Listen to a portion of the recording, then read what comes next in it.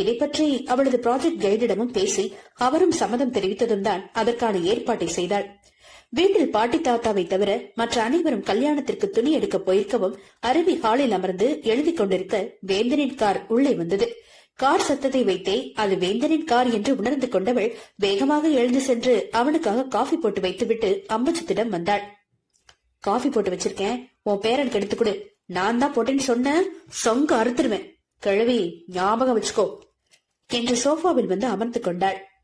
இதுங்க ரெண்டுக்கும் இடையில மாட்டிக்கிட்டு இந்த குடும்பம் தான் அல்லோலப்படுது, இது எங்க போய் முடிய போகுதோ என்று தலையில் அடித்துக்கொண்டு சமையலறை நோக்கி சென்றார் பாட்டி. காரை நிறுத்திவிட்டு தோட்டம் பக்கம் சென்று அருவி வைத்திருந்த ரோஜா செடியை பார்த்துவிட்டு ஒரு விரலில் சாவியை சுத்தியவாறு உள்ளே வந்த வேந்தன் சோஃபாவில் சமணமிட்டு அமர்ந்திருந்தவளிடம் சென்று அவள் அருகில் அமர்ந்து கொண்டான். மாயவன் 72. பாட்டி காஃபி கொண்டு வந்து கொடுத்தவர்